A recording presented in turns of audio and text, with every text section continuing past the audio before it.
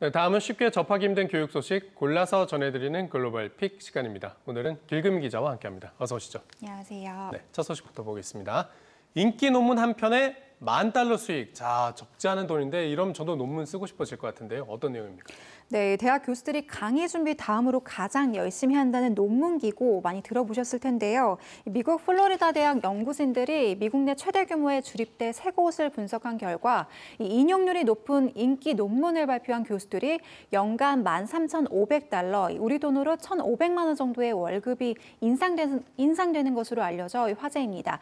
이 정도 수익이면 강의도 강의지만 이 논문 쓰는 것에도 꽤 많은 공을 들일 수밖에 없을 것 같은데요. 내가 쓴 논문이 자주 인용될 때마다 임금은 계속 늘어난다고 하는데 인용이 10% 늘면 임금은 1%씩 상승한다고 합니다.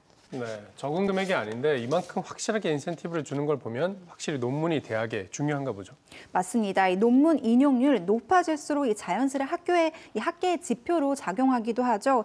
그러니까 학교 교수진들이 펴낸 연구 보고들이 학계의 지표로 작용하는 사례가 많아질수록 이 학교 홍보에도 훨씬 유리하다고 판단하기 때문인데요. 이렇다 보니까 이 학교마다 나서서 이 교수들의 논문 작업에 대한 지원을 아끼지 않고 있는 겁니다. 갈수록 치열해지는 대학 간의 경쟁을 엿볼 수 있는 또 다른 사례가 아닌가 싶습니다. 네, 그래서 교수들이 논문을 열심히 쓰는 거군요. 네, 두 번째 소식 보겠습니다. 친구들이 사라졌어요. 자, 어느 나라 친구들 사라진 얘기입니까? 네, 최근 코로나19와 관련해 변이 확산세가 심한 영국 이야기를 해보려고 하는데요. 이 영국 학교 학생들이 학교에서 모습을 감추는 사태가 더 심각해지고 있습니다. 지난주 영국 학생 4명 중 1명이 학교에 가지 않은 것으로 조사가 된 건데요. BBC는 지난주 영국 내 결석 학생은 170만 명으로 전주인 150만 명보다도 더 증가했다고 보도했습니다. 전체 학생의 23.3% 규모인데요. 특히 중등학교의 높은 결석률이 증가를 이끌었습니다. 지난주 중학생 결석률은 32.7%로 3명 중 1명꼴로 결석을 한 것으로 드러났습니다. 결석 굉장히 많이 하고 있는데 아무래도 다 코로나 걸려가지고 학교를 못 가는 겁니까? 네, 맞습니다. 코로나 관련한 결석자가 100만 명 이상을 차지하면서 60% 정도를 차지했는데요. 나머지 40%도 적지 않은 숫자인데 나머지는 사유를 알 수 없는 결석자로 보도가 됐습니다.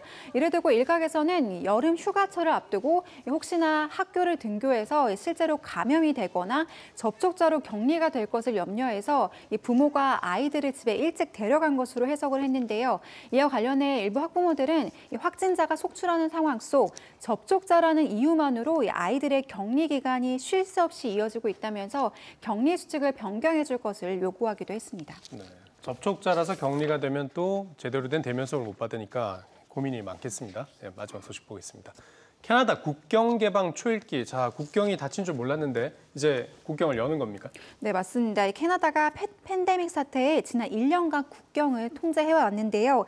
길어지는 경제 침체에 캐나다가 다시 문을 열기로 합의했습니다. 뉴욕타임스는 캐나다가 오는 8월 9일부터 미국 시민과 영주권자의 캐나다 입국을 우선적으로 허용하기로 했다고 전했는데요.